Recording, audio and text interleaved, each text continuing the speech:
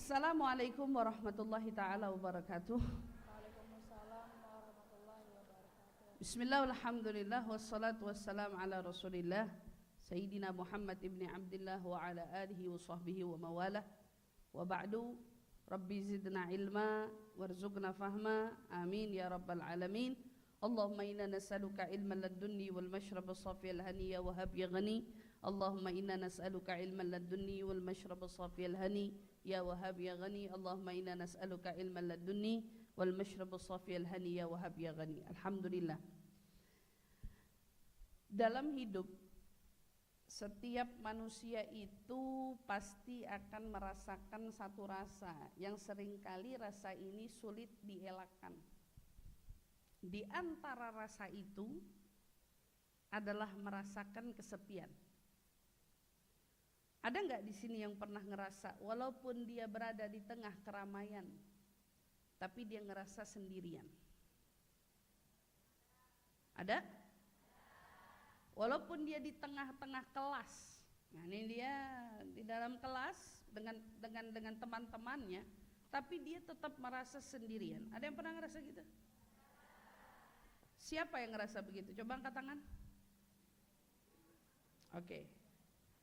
Ada nggak yang mau cerita sama saya kenapa kamu merasa sendirian? Coba, adik berdiri deh.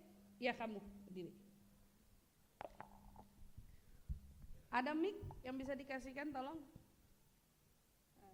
Silakan. Selamat sore Ustazah. Assalamualaikum. Saya penyintas bipolar disorder, sudah didiagnosis dari tahun 2021. Dan kebetulan juga saya seorang mu'alaf Ustadz. Masya Allah. Masya Allah, tabarakallah. Dari Katolik. Saya memiliki konflik batin dengan keluarga saya, terutama dengan papa saya. Saya sering bertengkar dengan beliau dan kakak ipar saya. Mereka, kalau boleh saya tahu ya, pertengkarannya karena apa? Yang pertama karena saya sering berobat ke psikiater, ya. dan maaf dari segi agama juga itu saya privacy ya. Oke. Takut triggering. Kenapa kamu merasa harus ke psikiater? Karena suicidal thought, saya memiliki pikiran untuk bunuh diri. Oke. Apa yang kamu dengar hari ini dari teman-temanmu ini adalah pelajarannya. Di sini terlepas dari apapun yang berkenaan dengan pribadinya. Tetapi kita ingin memetik satu pelajaran, dan untuk kamu hari ini jika ingin menyampaikan apapun, kamu tidak perlu merasa khawatir, tidak perlu merasa adanya pandangan orang terkait dirimu itu yang bagaimana-bagaimana. Lepaskan saja, katakan saja. Oke? Baik, Ustadz, terima kasih atas sarannya. Sama-sama. Kenapa kamu mau bunuh diri? Karena saya merasa hidup saya itu, I feel it darks. I don't find a light in my life. Saya nggak menemukan cahaya. Saya sudah berdoa, dan apalagi saya sering doa novena ya. Dulu saya berdoa, Tuhan, this is the way of my life. Is it an end of my life? How so fucking I'm tired with it. Oke. Seperti itu. Nggak ngerti.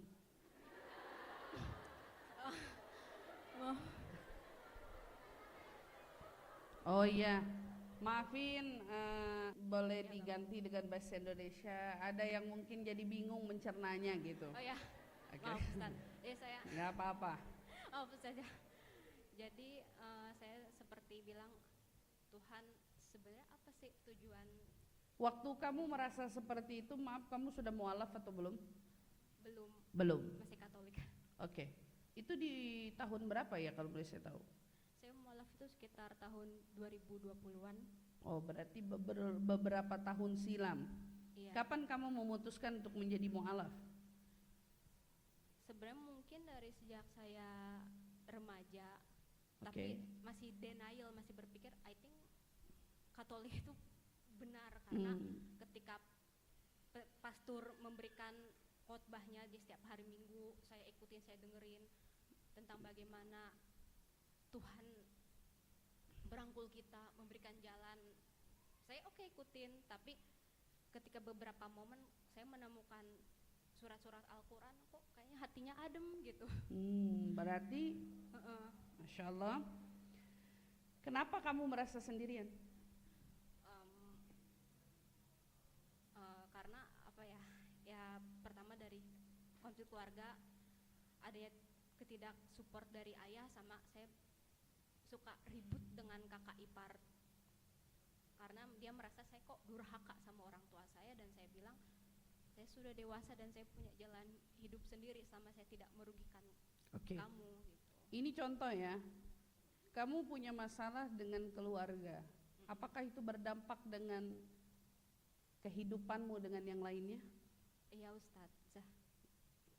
Masalahmu dengan keluarga, tetapi itu berdampak dengan bagaimana kamu berteman. Iya. Bagaimana kamu menjalani kehidupan di luar.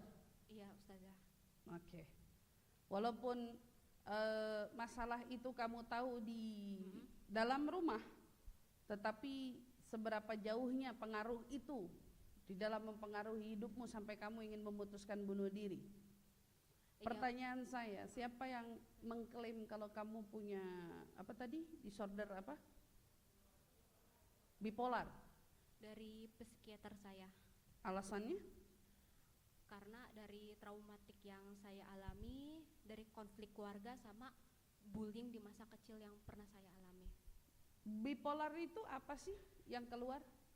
Bipolar disorder itu gangguan suasana hati yang lebih dari mood swing dan cukup ekstrim, dengan episode manik dan depresif dan gejala dari psikotik atau rapid cycling seperti itu. Berarti kamu sudah cukup mempelajarinya ya, tentang indikasi-indikasi itu. Iya Ustazah. Kamu begitu mahir di dalam mengidentifikasi diri kamu. Tapi pertanyaan saya, pernah nggak kamu berusaha keras seperti kamu, sekerasnya kamu hari ini mencari tahu ada apa dengan kamu, yaitu untuk mencari jalan keluar dari masalahmu? Pernah Ustazah. Apa yang kamu temukan? Yang saya temukan, kamu belum keluar? Belum. Oke. Kamu boleh duduk, makasih banyak. Ya. Barakallahu fiik. Kita doakan mudah-mudahan Allah Subhanahu wa taala meneguhkan hatinya, meluaskan hatinya, memperbaiki masalah-masalahnya. Insyaallah mudah-mudahan apa yang dia rasa tidak pernah menemukan cahaya, setelah hari ini mudah-mudahan dia akan mendapatkan cahayanya. Insyaallah, amin amin ya rabbal alamin. Oke. Allah Subhanahu wa taala berfirman berkenaan tentang sosok mulianya nabi kita. Oke, di dalam Al-Quran kalau kita belajar, qad ja'akum minallahi nur. Ada satu ayat di dalam firman-Nya Allah yang berbunyi, telah datang kepada kalian suatu cahaya. Cahaya. Kenapa disebut cahaya? Karena yang datang itu bukan manusia saja, tetapi kedatangannya sosok Nabi itu membawakan kepada kita alur hidup yang semestinya. Pada saat kita merasa kita berada di tengah kegelapan, kita merasa sesak, kita merasa diri kita seolah tak tahu arah dan lain sebagainya, jawaban itu sebetulnya sederhana. Kenapa saya katakan sederhana? Iya, bagaimana kamu bisa menemukan arahnya jika kamu tidak datang ke cahaya? Pernah nggak mati lampu di rumah? Apa yang kamu lakuin waktu lampu mati? Mencari lilin, bukan? Zaman sekarang udah canggih. Di saat lampu mati kamu cari handphone. Kamu akan melakukan apa handphone itu? Apa kamu akan tetap duduk di ruang gelap atau kamu akan mencari cahayanya? Hani, kamu gak usah fokus tentang gelapnya hidupmu. Yang lalu-lalu, apa yang kamu alami bisa jadi saya yang berdiri di sini pun pernah mengalami. Mungkin tidak sekonflik kamu yang berseteru dengan ayah, atau yang berseteru dengan ipar, atau mungkin yang berseteru terkait dengan agama. Tetapi kita sepakat kalau kita punya cerita gelap dalam hidup kita. Sepakat ya, kita punya konflik yang telah lalu dari hidup kita. Tak peduli konflik itu masih kita alami atau tidak, tak peduli rasa itu masih ada atau tidak, tetapi yang pasti keputusannya ada. Kau ingin tetap di ruang gelap atau kau ingin mencari cahaya? Kalau kita mati lampu atau nyari cahaya, bahkan cahaya sekecil apapun bagi orang yang terkurung dalam ruang gelap, dia akan cari. Walaupun cahaya itu hanya keluar dari mana? Dari bawah pintu. Walaupun cahaya itu akan keluar dari lubang kunci, tetapi sifat manusia dia akan pergi menghampiri cahaya tersebut. Oke? Di saat kita punya masalah dalam hidup, kamu punya masalah dalam hidup, kamu punya masalah di rumahmu, oleh orang tuamu, oleh teman-temanmu, anggaplah masalah itu adalah warna gelap dalam hidupmu. Kita nggak nyaman, kita gelisah, kita nggak tenang. Tapi gimana caranya kita keluar dari masalah itu? Cari lampunya, cari cahayanya. Apa iya hidupmu sebegitu gelapnya? Allah katakan, "Qad ja'akum minallahi nur." Aku berikan kepada kalian suatu hadiah. Telah datang kepada kalian semua suatu cahaya. Siapa dia? Rasulullah Shallallahu Alaihi Wasallam. Oke. Kenapa kita hidup, baik kamu adik-adik semua, kamu belum bisa menemukan cahaya hidupmu, atau bisa saya katakan alur hidupmu, karena kamu belum mengenal yang namanya Rasulullah. Kamu belum kenal nabimu. Karena nabi itu punya satu statement dari Allah, yang mana tujuan dia, liyukhrijakum minadh-dhulumati ilan nur. Nabi itu punya misi mengangkat kita dari kegelapan menuju cahaya. Maka hari ini, maaf nih, kalau siapa dari kita merasa saya masih di tengah kegelapan, atau saya masih terbelenggu dengan kisah-kisah kelam dari masa lalu saya masih berada di dalam kekhawatiran dari proses perjalanan hidup saya, ya betul banget, kamu akan terus merasakan itu. Sampai kapan? Sampai kapan? Sampai kau menemukan cahayanya. But di mana cahaya itu? Kau butuh Nabi Muhammad SAW. Maka kepada kalian semua anak-anak muda, hidup di zaman kita hari ini, wow, luar biasa, modern, canggih. Apa sih yang kamu nggak tahu hari ini? Saya rasa nggak ada. Mungkin pengetahuan kalian dengan saya yang hari ini saya duduk di sini, kamu lebih pintar daripada saya. Kamu lebih banyak tahu maklumat tentang hari ini daripada saya. Kamu lebih tahu tentang teknologi dan lain sebagainya ketimbang saya. Mungkin. Apa perbedaan saya dengan kalian?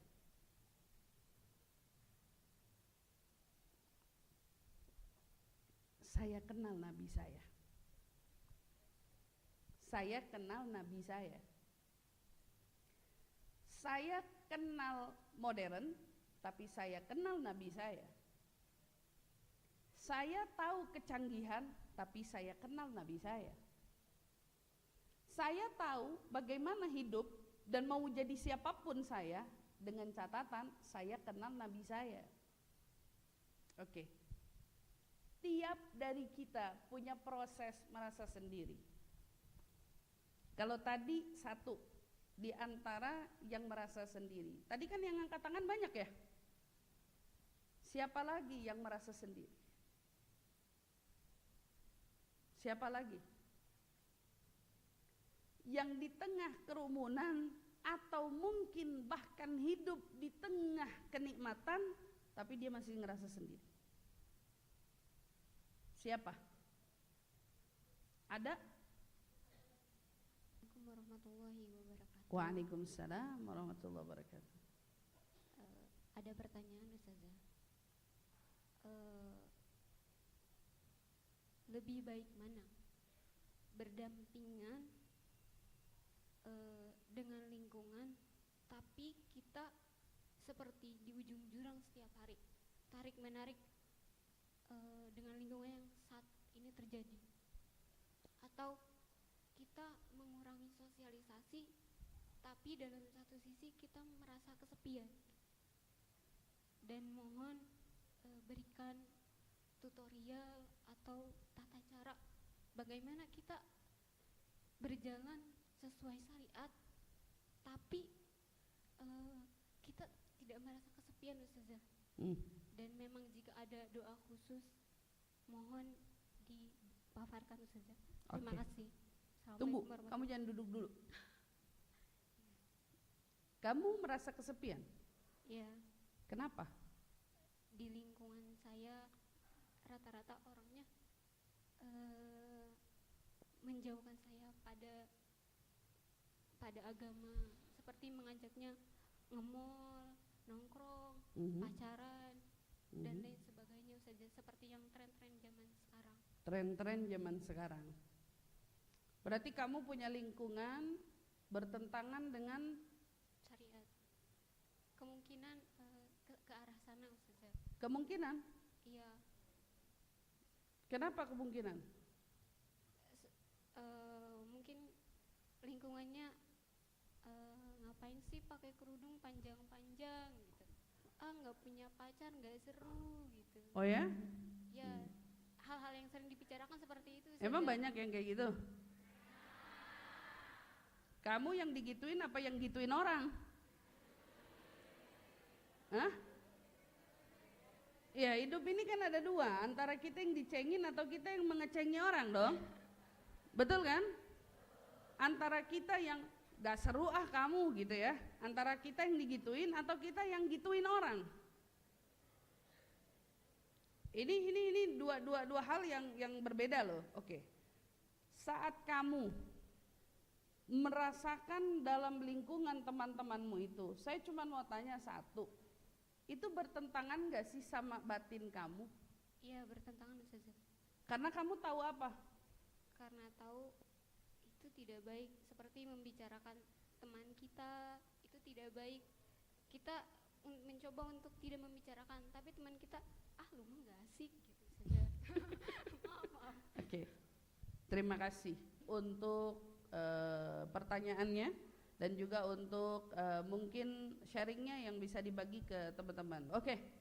Kalau tadi masalah keluarga, sekarang kita ketemu satu anak yang masalahnya bukan terkait keluarga, tetapi terkait lingkungan dalam dia bersosial. Kita pertama tahu dulu ya, manusia itu dijuluki sebagai manusia makhluk sosial.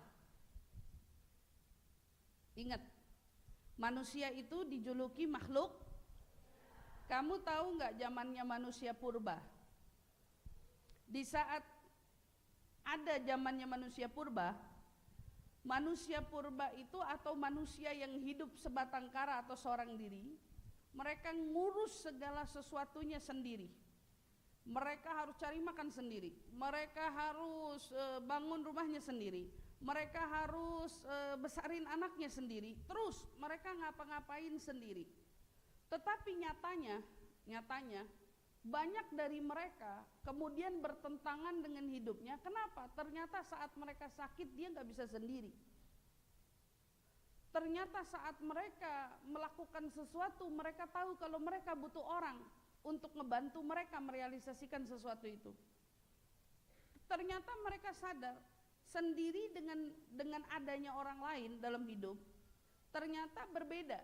Saat kita memilih hidup sendiri, artinya saya nggak butuh kamu teman, saya bisa lakuin apa-apa sendiri. Ternyata orang yang seperti ini adalah orang yang paling merasa kesepian dalam hidupnya nanti. Kenapa? Karena manusia itu dilarang antisosial. Manusia itu memang diminta untuk bersosial kepada sesamanya. Tapi masalahnya, milih lingkungan itu menjadi satu pelajaran juga. Karena salah lingkungan, kita bisa salah jalan. Salah lingkungan, kita bisa jadi orang yang salah. Tadi ditanya Ustazah, lebih baik mana? Berada di dalam satu lingkungan tapi berada seperti ada di ujung jurang. Baikan mana? Lebih baik saya tetap di lingkungan itu yang ada di ujung jurang, atau saya menarik diri tanpa berteman? Kamu tanya itu sama saya kan? Jawaban saya apa? Kenapa pilihannya menarik diri dari lingkungan itu lalu memutuskan seorang diri? Kenapa pilihannya tidak kau buat dalam pilihan menjauhkan lingkungan ini untuk berada di lingkungan yang lebih baik? Ini pola pikir ya. Pola pikir. Banyak banget dari kita ini kadang-kadang suka merasa kehilangan kelompok ini berarti kita sendiri. Siapa bilang? Dulu sahabat Nabi waktu mereka itu masuk ke agama Islam, saya ingatkan ya, dulu mereka juga punya circle, mereka juga punya pertemanan, mereka punya kelompok. Tapi pada saat mereka masuk Islam, secara otomatis circle mereka, kelompok mereka mengasingkan mereka dong. Oh, kamu bukan kita sekarang. Kamu orang lain. Kamu bukan golongan kita, kamu bukan bagian dari kita. Akhirnya apa? Mereka berada pada circle yang baru. Gak ada yang sendiri. Catat baik-baik, gak ada yang sendiri. Mereka berpindah dari circle sebelumnya menuju circle yang baru.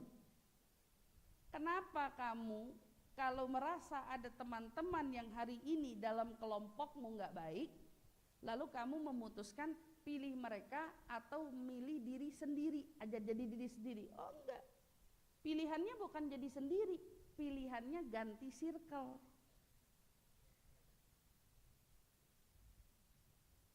Pilihannya ganti lingkungan. Kenapa milih sendiri kalau bisa nggak sendiri? Kalau lingkungan itu ternyata nggak baik buat kamu, lingkungan itu ngajak kamu pacaran, lingkungan itu ngajak kamu buka aurat, lingkungan itu ngajak kamu berbuat maksiat dan lain sebagainya, saran saya ganti lingkungannya, ganti teman-temannya. Kalau kamu udah ganti teman-temannya, saya jamin setiap dari kita gak akan pernah ada yang merasa kesepian. Contoh, ada orang sakit hati gak diajak jalan sama temannya. Ada yang pernah begitu? Begitu lihat status, kok dia jalan gak ngechat. Jalan kok gak ngabarin, jalan kok gak ngajak-ngajak. Kita sebagai teman kesel dong. Betul apa enggak? Kenapa sih gak ngajak-ngajak, kurang ajar? Kategori temen yang cuek, dia bakal telepon tuh temen yang jalan, woi, jalan gak ngajak-ngajak, begini ya lo sekarang sama gua. Ini temen yang suka ngelabrak ya. Tapi ada temen yang baper. Begitu dia lihat status teman-temannya jalan, dia gak labrak, dia gak tegur, tapi dia ngapain? Dia nangis, dia sedih, langsung pasang status. Pasang statusnya tentang pertemanan sejati. Gitu. Pasang statusnya tentang teman-teman yang aduh seolah-olah nyindir dalam bentuk status. Jujur aja, yang begini kan berarti baper. Saya bilangin, kenapa harus baper? Hei kalian yang suka baper, kenapa harus baper? Kalau kamu bisa ngerasa gak jalan sama dia, kan saya punya teman yang lainnya. Kenapa ada orang begitu ngerasa baper? Karena punya temannya sedikit. Temannya dia doang. Nggak punya teman lagi. Makanya begitu satu temannya itu nggak ngajak dia jalan, hancurlah sudah hidupnya.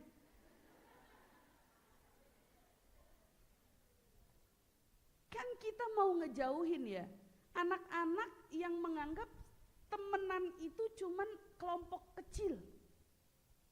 Karena kita berada di era temenan itu geng-gengan. Kamu begitu nggak? Temenan itu geng-gengan, cuman berlima, cuman 10, paling banyak itu juga. Ada di grup, ternyata bikin grup ABCD, tahu-tahu ada lagi grup A gitu. Siapa yang kayak gitu? Coba. Iya nih grup, temennya ada berapa? Ada 10 ABCD, ceritanya nama grupnya ABCD, tahu-tahu di antara 10 menurut kita ada yang lebih asik 5 orang. Bikin grup lagi, namanya AB. Jadi ada ABCD, ada AB. Katanya, apa nih bedanya antara ABCD sama AB? Yang AB teman-teman deket, ABCD sedang-sedang. Dari pertemanan semacam ini aja, kita udah tahu ternyata kita nih orang-orang kuper. Kamu sadar nggak anak-anak sekarang itu kuper? Kamu akuin nggak? Kalau anak-anak hari ini, kamu orang itu kuper. Kok kuper Ustazah? Iya, karena kamu nggak berani mulai circle yang baru. Kamu nggak berani buka dirimu untuk teman-teman yang baru. Kamu nggak sebegitu opennya untuk bergaul dengan orang-orang yang baru.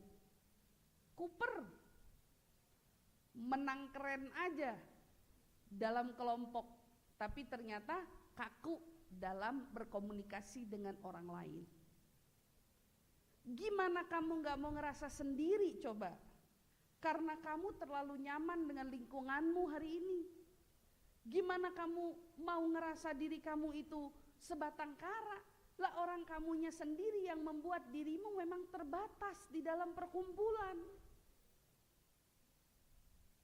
Dulu saya berangkat ke Hadramut kan umur 11 tahun.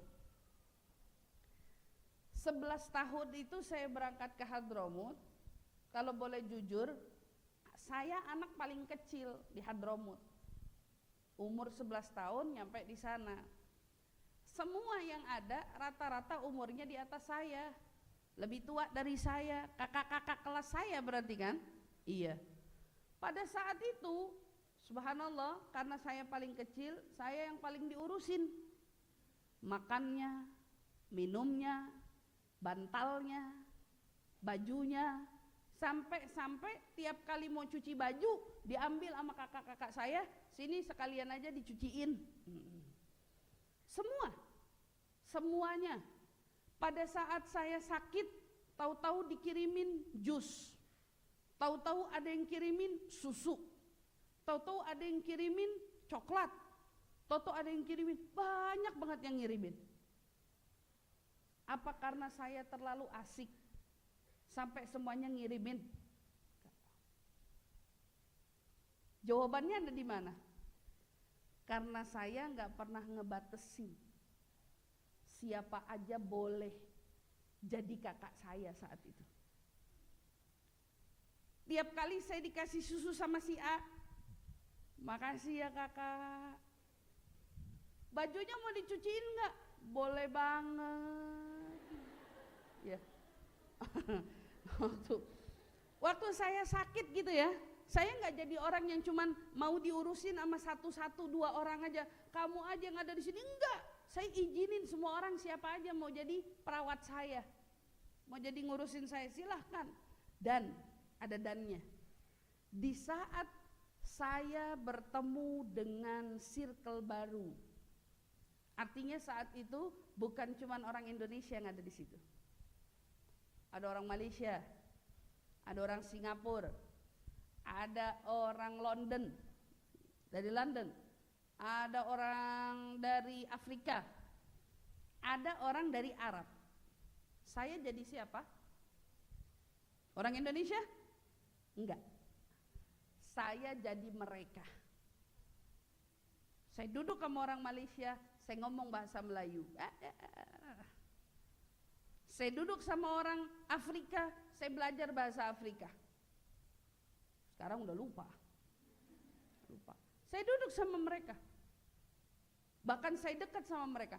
Ada lagi orang mana? Oh, ada lagi orang London. Saya duduk sama mereka, ngomong bahasa Inggris seala kadarnya. Saya duduk sama orang Indonesia? Enggak. Kenapa? Waktu ditanya, ente kok jarang dudukan sama orang Indonesia? Lah, pulang juga ketemu lagi sama dia orang. Ini waktunya saya bukan dudukan sama mereka. Saya duduk sama orang Arab. Saya jadi mereka. Dan saya belajar bahasa Arab sejadi-jadinya. Saya enggak pernah nutup diri. Saya enggak pernah nutup diri kepada siapapun orang yang saya temukan di sana. Kepada siapapun saya mau bergaul, kepada siapapun saya mau berteman.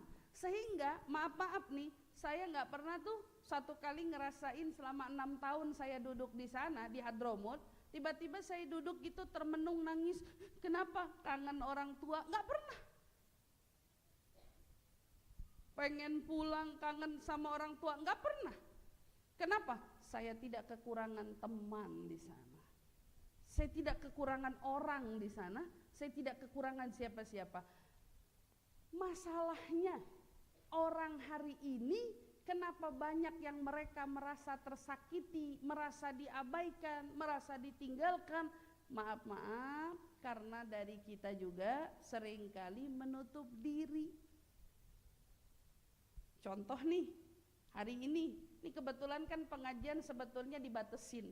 Awalnya saya cuma izinin kuota 500. Tahu-tahu ternyata antusiasnya besar, ya udah deh lebihin jadi 1000. Tahu-tahu ternyata antusiasnya besar lagi, naik deh 1200. Sehingga pada hari ini yang kumpul segini, oh Masya Allah antusiasnya luar biasa. Sampai yang kumpul jadi sekian umpamanya gitu. Ini dibatasin nih, luar biasa. Iya, saya mau tanya. Saat kita berkumpul di dalam perkumpulan 1200 peserta atau 1000 peserta atau 500 peserta, kamu berani negur siapa?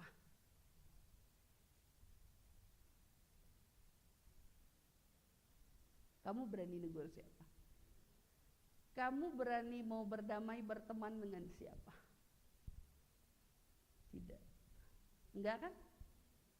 Kamu datang, kamu duduk, kamu nyimak, terus kamu pulang. Kamu pulang. Kalau kamu tanya hari ini, orang-orang sukses di luar sana, orang-orang yang sukses, mereka bukan orang yang menutup diri. Justru mereka orang-orang yang selalu membuka diri. Kenapa? Karena barangkali hari ini saat kamu bertegur sapa dengan seseorang, ternyata boleh jadi orang tersebut adalah orang yang sangat nantinya bisa membantu kamu. Ini masalahnya anak-anak sekarang, kenapa dia ngerasa dirinya sendiri? Karena gak mau ngebuka diri. Terlepas konfliknya. Kalau tadi Hani cerita konflik dengan keluarganya, kalau yang barusan terjadi masalah dengan lingkungannya, masalah lingkunganmu itu semua orang mungkin punya masalah yang sama. Kamu juga nggak? Ini kan tadi yang nanya dari sini. Lalu saya tanya dari sini, ada nggak yang punya masalah yang serupa? Saya punya lingkungan tapi lingkungannya nggak baik. Saya punya lingkungannya tidak mendukung. Saya punya lingkungannya tidak menyenangkan. Saya punya lingkungannya saling menyalah-nyalahkan. Banyak. Bahkan bukan hanya mendukung tentang kebaikan, tapi lingkungannya. Tapi yang jadi pertanyaannya, saat kamu berada di lingkungan itu, kamu memilih bertahan atau kamu memilih bangkit? Yakin? Kamu ragu. Karena di dalam pikiran kamu, kalau kamu ninggalin lingkungan ini, siapa lagi temanmu? Tahu nggak? Perasaan ngerasa sendiri itu bahayanya luar biasa. Saya cerita sama kamu orang ya. Ibu saya meninggal umur saya 2 tahun. Saya tumbuh sama ayah saya. Saya tumbuh sama kakak laki-laki saya. Pada saat saya tumbuh, ayah saya bekerja dari pagi sampai malam. Dia kembali ke rumah pukul 7. Saya baru bisa ketemu mukanya. Kakak saya kebetulan yang waktu itu SMA, dia sekolah dari pagi sampai sore. Sama-sama. Saya baru bisa lihat muka mereka di waktu sore. Oke, di waktu malam. Enggak pernah bisa dudukan bareng gitu, ketawa enggak. Ada enggak ustazah ngerasa sendiri? Pasti. Saya ngerasa saya itu tumbuh besar sendiri. Waktu masa-masa sendiri itu ustazah ngapain? Nangis? Enggak. Pernah mau kabur? Pernah. Mau kemana? Mau cari sesuatu yang saya merasa ada kehangatan keluarga di situ. Pernah? Pernah di fase itu? Pernah. Umur berapa ustazah waktu itu? Sekitar 6-7 tahun. Setiap kali perasaan itu datang, saya akan telepon seseorang. Siapa? Sepupu saya. Saya akan telepon dia, saya akan bilang, saya sumpek, saya bosen, jemput saya pengen keluar, saya pengen jalan-jalan. Itu yang saya lakuin pada masa itu. Saya sumpek, saya pengen keluar, tolong jemput saya, ajak saya jalan-jalan, ajak saya entah pergi kemana, pokoknya jemput saya. Tapi jadi pertanyaannya, apakah setiap waktu saya telepon sepupu saya itu, dia bisa jemput saya? Enggak kan? Enggak. Masa-masa itu, masa-masa saya merenung sendiri melulu. Apa saya nangis? Enggak. Saya nyari apa aja sesuatu yang bikin saya senang. Saya senang apa? Saya senang dengerin lagu. Maka tiap hari kalau saya lagi sumpek, kerjaan saya cuma muterin lagu, saya nyanyi. Ternyata udah bosen, nyanyi mulu, gak ngapa-ngapain. Kan gitu. Saya ngapain? Saya ke belakang rumah saya ada ustadz, punya sepeda karena rumah saya dekat pondok gitu ya. Saya akan pinjem sepedanya ustadz di sana. Boleh nggak pinjem sepedanya? Saya kongkoin sepupu saya yang lain. Kita jalan yuk, naik sepeda yuk, kita muter-muter yuk, ayo naik sepeda. Saya muter, tapi ada waktunya. Sepupu saya ternyata nggak juga selalu bisa diajak jalan sama saya, nggak selalu bisa nemenin saya jalan. Yang pada akhirnya saya nggak bisa mengandalkan diri saya selalu pada orang. Saya terbiasa hidup tidak mengandalkan diri pada siapapun. Saya tidak butuh dihibur karena saya bisa menghibur diri saya sendiri. Saya nggak butuh untuk disenengin karena saya bisa nyenengin diri saya sendiri. Saya nggak butuh untuk ditepuk pundak saya, jangan sedih karena saya bisa menghapus air mata saya sendiri. Pada saat mereka nggak bisa saya ajak main, pada saat mereka nggak bisa saya ajak jalan, apa saya kesel? Tidak. Saya bisa main sendiri.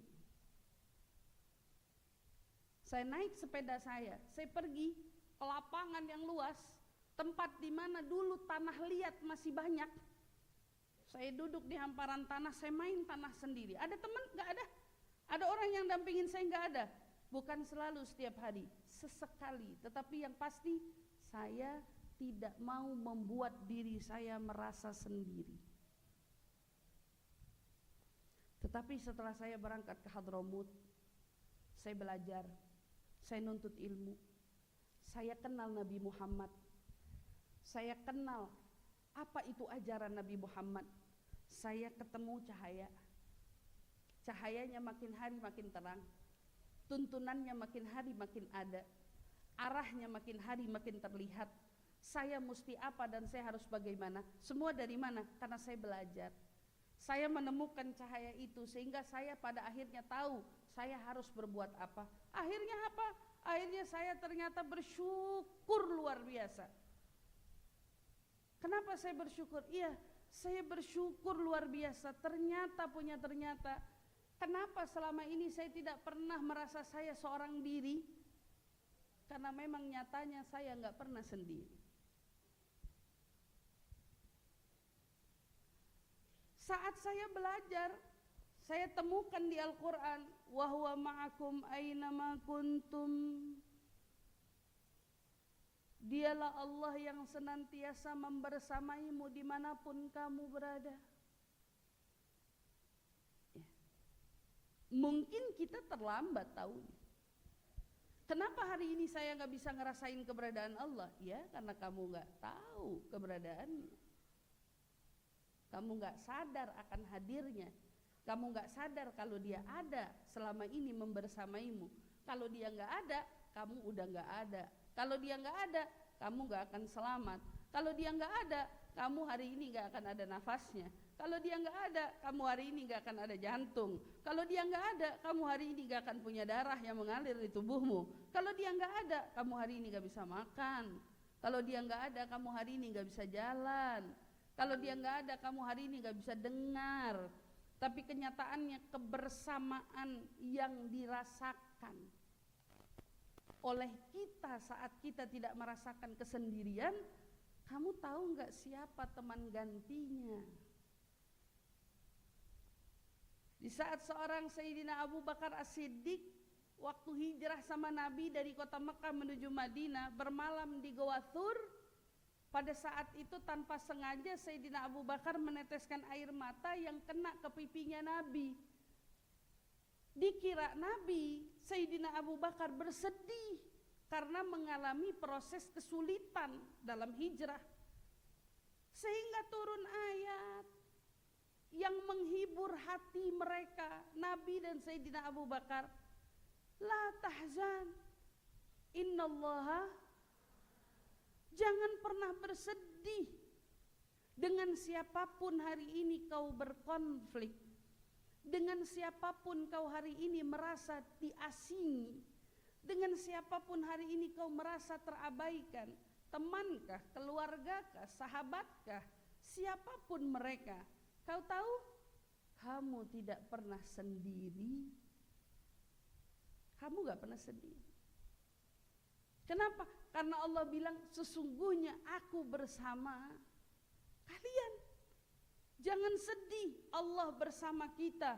Sayyidina Abu Bakar bilang, ya Rasulullah, aku tidak sedih. Mana mungkin sedih selagi engkau berada di sisiku. Kata Sayyidina Abu Bakar, aku tidak sedih. Lalu apa yang membuat engkau meneteskan air mata, wahai Abu Bakar? Akan dijawab oleh Sayyidina Abu Bakar, kakiku tergigit ular. Gara-gara kegigit ular nangis, saking nahanin rasa sakitnya. Oke, kita hidup. Gak semua orang bisa ngertiin kita, bukan? Ibu kita gak ngerti kita. Siapa lagi? Ayah kita gak ngerti kita. Teman kita, ada yang punya bestie di sini?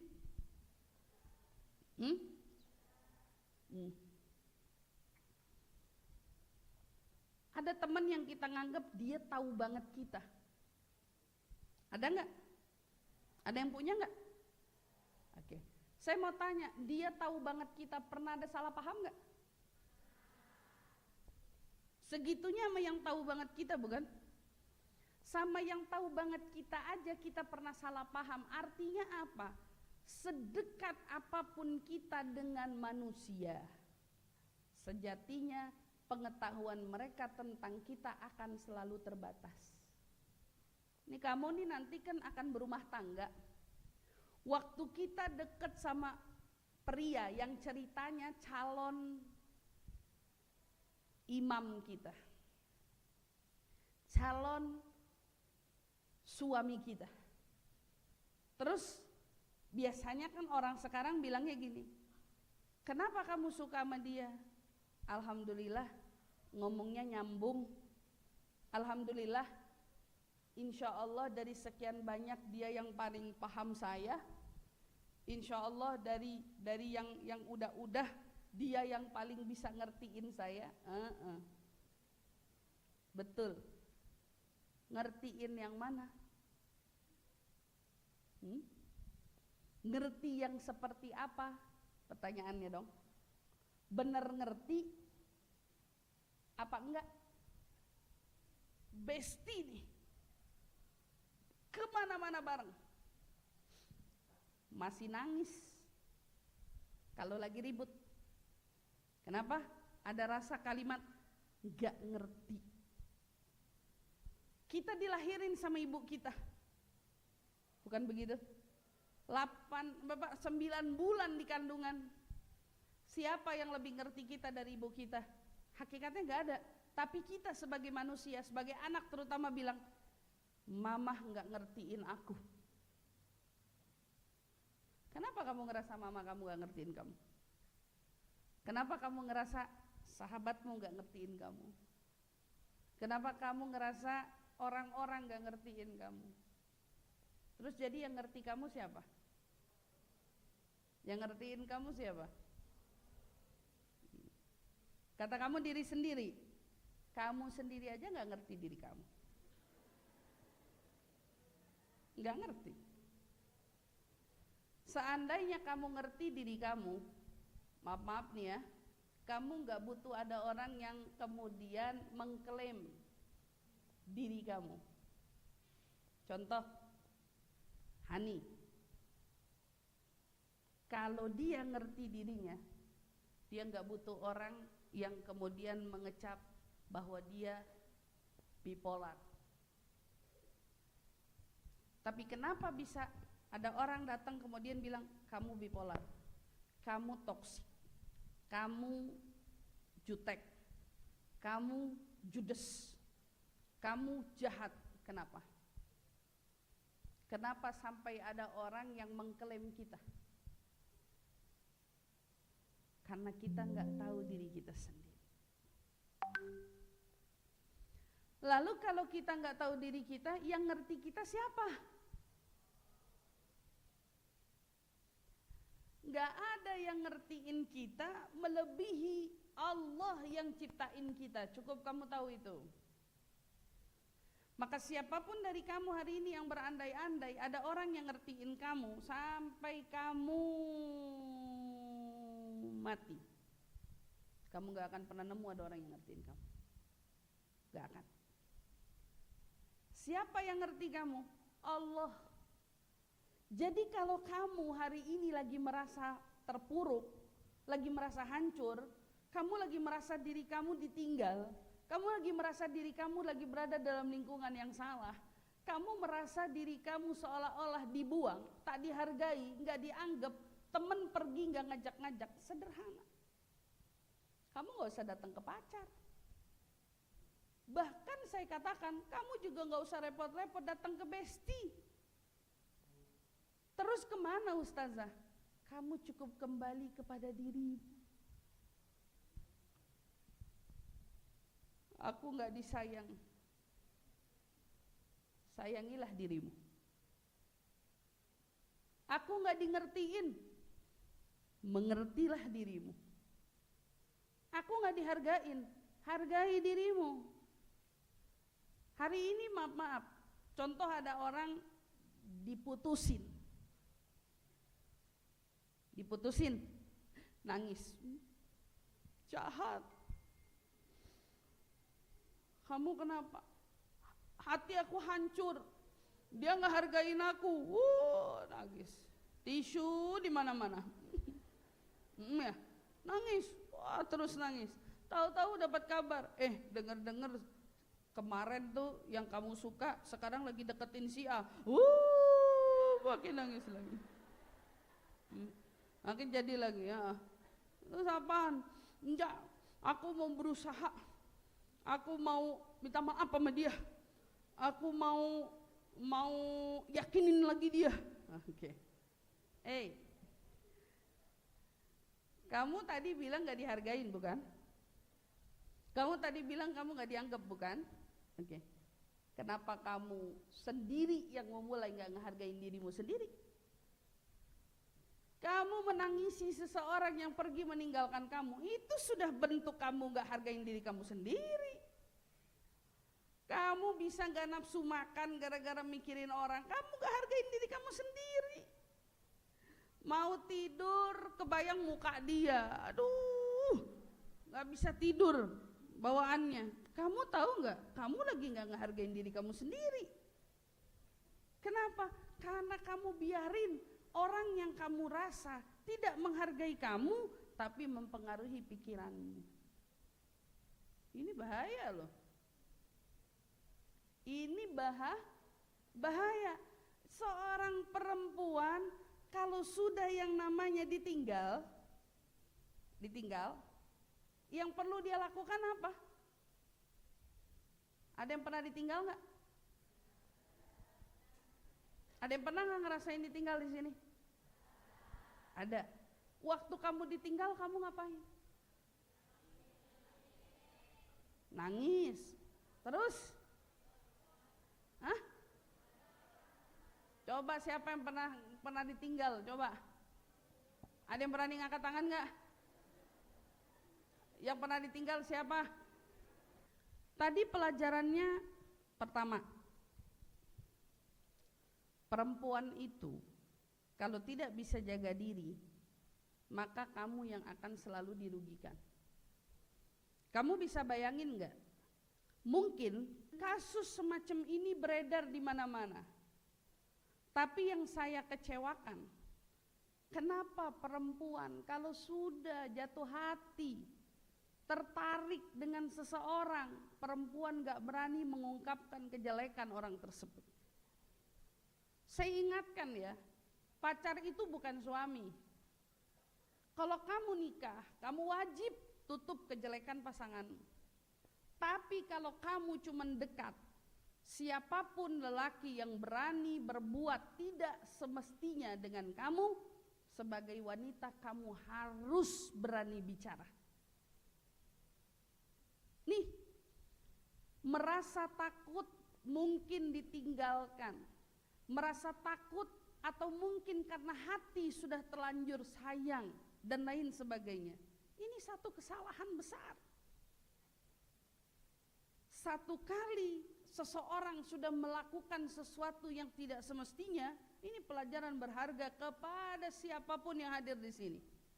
Tidak sepatutnya kau biarkan dia melangkah lebih dekat kepadamu.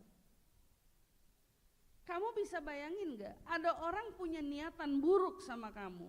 Ada orang sudah punya aroma-aroma ingin membunuhmu. Anggaplah begitu. Aroma-aroma ingin membunuhmu. Kamu berani bisa jalan makan sama dia? Sementara kamu sudah tahu cerita atau kamu tahu bahwa dia punya senjata kapanpun bisa menghabisimu? Adik-adikku, ada pria pernah mengajakmu berbuat sesuatu. Ada pria pernah berkata buruk, hal-hal yang tidak senonoh kepada kamu. Siapapun mereka, siapapun, mau dia gurumu, mau dia lebih tua atau dia lebih hebat darimu, kalau sudah sekali itu terlontar, jangan pernah lagi mau keluar bersama dengannya. Gak ada. Kalau tadi maaf misalnya saudara kita nih yang cerita masih bisa diajak makan, masih bisa keluar bersama, itu adalah sesuatu yang tidak pernah boleh terulang. Dan kepada siapapun yang hari ini hadir, itu peringatan yang sangat-sangat perlu kalian camkan. Ingat ya, kehilangan pacar tidak membuatmu kehilangan segalanya di dunia ini. Tetapi kalau dia mengambil sesuatu yang paling berharga dari kehormatanmu, saya katakan perempuan kehilangan segalanya. Kita belajar ya dari yang sudah kamu lihat di televisi, di tontonan, di berita. Berapa banyak orang yang pada akhirnya memutuskan mengakhiri hidupnya. Suratnya menyatakan karena dihianati oleh pacarnya. Kamu kira waktu kamu nanti diadili sama Allah, dosa kamu ditanggung sama yang mengkhianati kamu? Dosa kamu gak ditanggung sama mereka, Dek. Dosa kamu ditanggung sama diri kamu sendiri. Kenapa? Karena kamu yang memutuskan kesalahan yang diperbuat oleh dirimu sendiri. Di waktu Siti Hawa melakukan kesalahan dengan Nabi Adam, Allah tidak hukum serta-merta siapa? Siti Hawa aja yang menghasut Nabi Adam. Tetapi yang dihukum sama Allah keduanya, karena keduanya melakukan kesalahan yang sama. Jadi kalau kamu hari ini beranggapan yang salah mereka, yang salah dia, hati-hati. Hati-hati. Kesalahannya bukan tentang mereka, kesalahan juga ada pada kita. Kenapa kita bisa menjadi wanita yang mudah diajak keluar oleh pria? Ingat itu baik-baik. Maka kamu itu bukanlah manusia seorang diri dan tidak pernah boleh merasa kalau diri kamu itu sendiri. Masalahmu di dalam keluarga, masalahmu di dalam pertemanan, jangan pernah kau luahkan hanya dengan siapa? Seorang kekasih yang kamu anggap kekasih, padahal mereka belum tentu kekasih. Seorang pria yang kamu anggap mungkin akan menikahimu, padahal berapa banyak pria yang hanya memberi janji-janji nikah, tetapi bahkan mereka tidak pernah seserius itu untuk mendatangi rumahmu. Dek, kamu terlalu berharga. Nak, kamu terlalu mulia.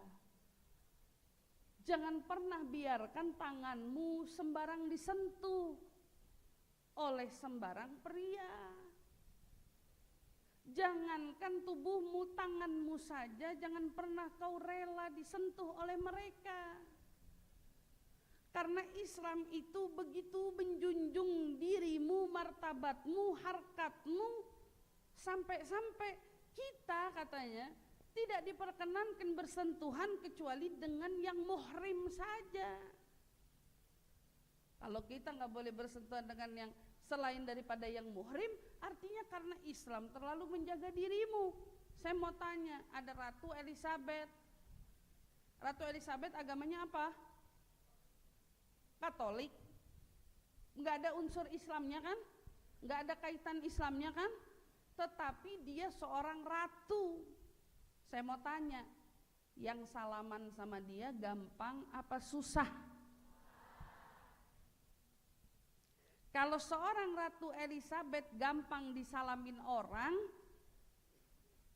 turun harkat dan martabatnya. Kamu lebih mulia daripada seorang ratu dimanapun. Kamu lebih indah dan lebih berharga daripada nilai apapun. Maka jangan pernah bikin diri kamu begitu murah untuk bisa disentuh oleh siapapun. Ingat itu baik-baik. Jadi pelajaran yang tadi didapat, ya, itu sesuatu yang sangat perlu kalian jaga. Saya ingatkan, mungkin di luar sana banyak yang pernah mengalami hal serupa. Allah masih jaga dia. Allah mungkin masih lindungi dia. Allah masih mau menuntun jalannya dia. Tapi saya tahu di luar sana banyak yang terlepas. Banyak yang tidak terarah. banyak yang bahkan mereka terhempas dari arah kebaikan, dan mungkin kalau kita kembalikan dari cahaya yang sedang kalian cari hari ini. Maka bersyukurlah kita kepada Allah yang mengumpulkan kita pada hari ini di tempat ini, dan kita bisa memetik pelajaran bahwa semanis apapun janji-janji pria, tetapi di balik manis selalu ada pahit. Ingat, pahit itu yang merasakan siapa? Kita sendiri. Jadi kalau kamu mau hidupmu itu indah, maka jangan mudah percaya dengan pria sembarang di luar sana. Dan untuk tema kita hari ini yang menegaskan bahwa kamu tidak seorang diri, kau perlu ingat, sekalipun orang tua tidak mengerti kita, sekalipun sahabat-sahabat di sekitaran kita tidak memahami kita, bahkan mungkin siapapun yang ada di dunia ini tidak bisa mengerti akan diri kita, kau harus tahu satu hal, bahwa di sana sejatinya ada Allah yang akan selalu paling memahami kita. Ya. Cuman kalian hanya belum tahu caranya bagaimana menjadikan Allah teman duduk kalian, teman curhat, di mana tempat kalian itu mau mengadu kepadanya, kalian hanya belum tahu bagaimana caranya. Maka kalau tadi ditanya tutorial, saya cuma bisa memberi kalian tutorial. Hai kalian anak-anak muda, siapapun di antara kalian yang hari ini merasa hampa, merasa dirinya terluka, merasa dirinya tidak punya arah, merasa dirinya terabaikan, merasa dirinya tidak diperhatikan. Oke, tutorialnya apa Ustazah? Biar kita tidak merasa sebegitunya. Ayo tutorialnya. Pergi ke kamar mandi, ambil air wudhu. Setelah wudhu, ambil mukena, bentangkan sejadahmu, kemudian kenakan mukenamu, lalu sholatlah dengan khusyuk, duduk dalam munajat. Ada koneksi yang lebih indah dari sebatas WhatsApp, ada koneksi yang lebih indah dari TikTok, ada koneksi yang lebih indah dari Instagram, ada koneksi yang lebih indah dari Facebook. Ini adalah koneksi antara kamu dengan Allah. Rasain saat kamu duduk di antara banyaknya semua orang, kalau kamu hari ini berbuat salah, kamu diabaikan. Hari ini jika kamu berbuat salah, kamu dicuekin. Hari ini kamu kalau berbuat salah dengan siapapun yang ada di muka bumi ini, kamu mungkin diasingin. Kamu mungkin bahkan dijauhin untuk tidak lagi mau ditemani. Oke. Ada Allah yang begitu kamu duduk, lalu kemudian kamu baca La ilaha illa anta subhanaka inni kuntu minadh dhalimin. La ilaha illa anta subhanaka inni kuntu minadh dhalimin. La ilaha illa anta subhanaka inni kuntu minadh dhalimin. Kamu duduk baca itu aja. Tiada Tuhan selain Engkau ya Allah, Maha suci Engkau ya Rabb. Subhanaka inni, sesungguhnya aku tergolong orang-orang yang zalim. Ya, akui kalau kita dosa, akui kalau kita punya salah, akui kalau kita banyak lalai, akui kalau kita selama ini mengabaikan perintah-perintah. Akui dulu, akuin. di depan sejadah menghadap kiblat, kita sedang mengoneksikan diri kita dengan Allah, kamu dengar jawabannya. Fastajabna lahu wa najjaynahu minal ghammi wa kadzalika nunjil mu'minin. Ini janji Allah. Apa janjinya?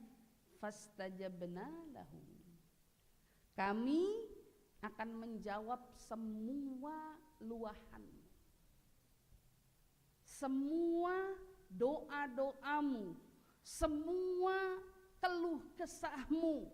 Wa najjainahu, kata Allah, bukan hanya aku jawab, tapi aku Allah juga akan mengangkatmu keluar dari zona kegelapan, dari zona kesedihan, dari zona kegalauan, dari zona kehancuran. Dan seperti itulah Allah menyelamatkan orang-orang mukminin. Syaratnya apa? Itu tutorialnya. Jadi kalau kalian ada yang sedang merasa begitu hampa, begitu hancur, tadi ditanya larinya kemana ustazah? Kadang-kadang kita larinya ke pacar atau larinya ke salah tempat. Jangan pernah salah tempat, jangan pernah lari ke tempat yang lainnya. Kenapa? Karena ada zat yang senantiasa menemanimu dan membersamaimu. Tapi masalahnya kamu perlu hubungan, koneksi antara kamu dengan dia. Masa sama pacar mau diakuin sebagai pacar? Masa sama bestie kita mau terhubung terus menerus dengan ponsel dan lain sebagainya? Lalu pertanyaannya, kamu mau terhubung dengan Allah gimana caranya? Berhubunglah dengan Allah. Ya, masalah kamu semua, kata Allah, fastajabna lahu, ingat-ingat aja itu. Semuanya akan dijawab. Dan Allah akan keluarkan kamu dari zona-zona yang menyusahkan. Itu pegang baik-baik. Dan insya Allah selagi kamu memegang kunci ini, saya jamin kamu gak akan pernah ada yang merasa kesepian hidup di dunia ini. Gak ada. Kenapa? Karena kamu punya Allah. Punya Allah. Jadi ingat ya, pulang dari sini, walaupun kamu merasakan terabaikan oleh siapapun, mungkin kamu belum bisa memperbaiki komunikasimu dengan orang-orang di sekitarmu, tapi ada poin penting yang harus kamu ingat, kamu tidak pernah sendiri. Sesungguhnya Allah Subhanahu wa taala senantiasa bersama denganmu, senantiasa bersama dengan kita. Maka insya Allah gak ada dari kita insya Allah yang pulang dari sini kecuali kalian sudah merasakan kebersamaan Allah. Ustazah, saya pengen dong ngerasain Allah ada di mana? Pengen ngerasain? Pengen ngerasain Allah ada di mana? Oke. Kamu pegang urat nadi kamu. Urat nadi kamu pegang. Oke. Ada detaknya. Ada rasa tanda hidupnya ada. Ada, berarti kamu masih hidup ya? Oke. Berarti masih hidup ya? Ada tanda detaknya. Oke, kamu rasain tanda detak ini. Bunyi nyambung sama jantung kamu? Oke. Allah bilang, wa nahnu aqrabu ilaihi min hablil warid. Kalau kamu bisa ngerasain detak nadimu ini, kamu harusnya tahu bahwa Allah berada dekat sekali denganmu, bahkan lebih dekat daripada urat nadi yang kamu rasakan hari ini. Allah ada sangat dekat, bahkan sangat dekat, lebih dekat dari urat nadi yang ada di kamu. Jadi besok kalau kamu merasa seorang diri, pegang aja urat nadinya, lalu ingat pesan Allah, wa nahnu aqrabu ilaihi min hablil warid. Kami lebih dekat kepada kalian melebihi urat nadi kalian sendiri. Saat itu kalian rasakan, ya Allah, ternyata engkau lebih dekat kepadaku berbanding dengan siapapun makhluk di muka bumi ini yang dekat kepadaku. Rasain aja. Nahnu aqrabu ilaih min hablil warid. Kami lebih dekat kepadamu melebihi urat nadimu sendiri. Maka saat kita merasakan itu, saya jamin yang bisa merasakan itu tidak akan pernah dalam hidupnya merasakan kesendirian sekalipun. Kenapa? Karena Allah ada bersama dengan kita. Fa insyaallah, mudah-mudahan ini bisa menjadi pegangan hidup untuk kalian semua, dimanapun kalian berada. Allah bersama dengan kalian. Yang kedua, mulailah selalu ingat baik-baik, dimanapun kalian berada, ingatlah growing in love insyaallah senantiasa juga membersamai kalian. Terutama dari growing in love, saya sendiri insyaallah akan senantiasa membersamai kalian. Ingat, jangan pernah takut untuk mengungkap kesalahan, jangan pernah takut mengakui kesalahan, karena di balik pengakuan kalian, di situ ada pelajaran yang insya Allah bisa kita ulas dengan bersama-sama. Insya Allah, mudah-mudahan kepada semua yang sudah bercerita, barakallahu fikum, semoga Allah menjaga kalian semua, melindungi kalian semua, memelihara kalian semua, dan mudah-mudahan Allah Subhanahu wa taala tuntun kalian semua menuju jalan kebaikan, jalan Nabi kita Muhammad sallallahu alaihi wa ala alihi wasallam. Maka ingat baik-baik, siapapun di antara kalian yang mau menemukan cahaya dari hidupnya, kenali Nabi kalian, maka kalian akan menemukan cahaya hidup kalian. Barakallahu fikum. Insyaallah, maka di dalam kesempatan ini saya juga mau ngundang nih seluruh orang-orang Tangerang, baik yang hadir di Tangerang sini ataupun yang tinggal di luar Tangerang. Catat baik-baik, tanggal 15 September 15 September saya undang kalian untuk lebih kenal Nabi kalian, untuk kalian lebih tahu tentang Nabi kalian. Saya undang kemana, ada yang tahu? Kalian saya undang semuanya datang ke Masjid Istiqlal tanggal 15 September.